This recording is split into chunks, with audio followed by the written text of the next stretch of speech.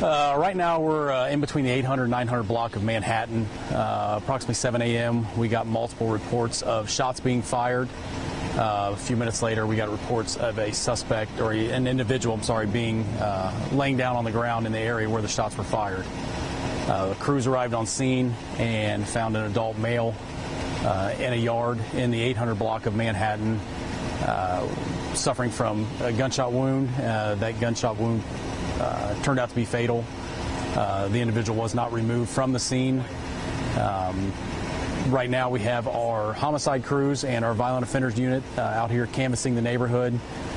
We've called in a canine unit who is also performing a track right now as we speak. Our detectives and our uniform officers are going door to door trying to see if we have any witnesses, any type of video footage, anything like that. It's ongoing, obviously. Clearly, as you can see, it's a large scene. We've got almost 2 city blocks blocked off here in this residential neighborhood. And we've got a couple evidence technicians out here taking care of taking photographs, collecting all the evidence that we can in order to try to figure out what all transpired here today. Can we call this a shootout type deal? Was it some kind of back and forth situation, or that's still under investigation? That's still under investigation. We don't know that as of right now. What makes the scene so large, I guess, compared to maybe a normal or another one? This scene is just large because of where the evidence is located.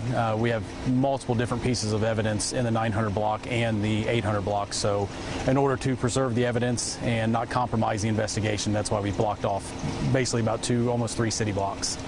Suspect information at all? Is anybody witnessed it or being helped? Are the neighbors being cooperative, that type of deal? As far as I know, yes, they are. There's, like I said, it's a residential neighborhood. There's a lot of neighbors here. They are all being interviewed right now. We do have preliminary information that there was 2 to 4 18 to 25-year-old black males arguing.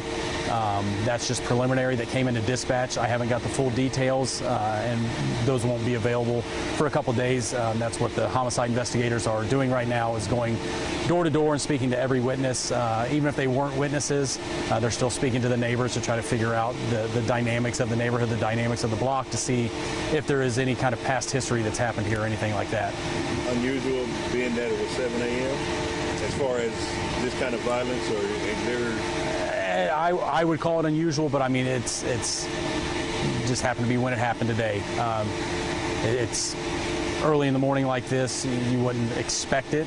Obviously, we don't want it to ever happen.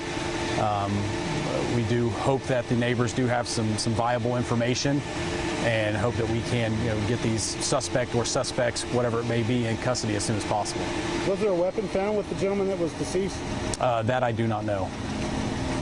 You mentioned past history. Is this common in this area? Do you got many calls here for shooting situations? That's what we're going over now. We haven't had a whole lot to speak of. We're trying to figure out, the detectives, the homicide investigators, and the violent offenders unit is trying to figure out from the neighbors if there is some type of ongoing feud or arguments that have happened over a period of time, to see if they can develop any leads that way. Where he was found, that's not his residence, so that's still under investigation? That's still under investigation as well. Works for me. Do you want, maybe if you don't talk to a resident here, they already left for work or something, who might have information, are you looking to the citizens to call into the helpline or anything like that, offer up any info? Yeah, absolutely. Anybody that has any type of information whatsoever, even if they think it's not relevant, if they have something to provide, something to add, we need to get all the information that we can. They can call 333-COPS or 225-HELP and get a hold of the Dayton Police Department, and in particular the homicide unit. Do you know, I mean, obviously it's very early in the investigation, is there any chance that Main and Ryder and Wampler, there was an incident at the Marathon gas station on Main, right on the Dayton-Harrison edge? Is that possibly related to this? Do you know that, or you... We don't know that yet, but we did send a couple detectives up there to follow up on that lead, to see if there is kind of any type of relationship, like you said, from that call to this call. How long do you think you had the streets blocked off? It's been about an hour and a half. They've got at least probably another hour. With a scene this size, we want to make sure that we get everything right the first time. So the evidence technicians are going to take all their photographs, collect all their evidence, and we want to keep it locked down as best we can until we get all the witnesses interviewed so that everything's in a calm environment. Real quick, just to do another retread, are you saying that you haven't been able to determine if it was like a shootout situation yet? You're still getting that info, or is there any indication that it was like there was a back and forth, a volley of gunfire? We're still working on that to try to find out if there is. As of right now, we're not sure of that.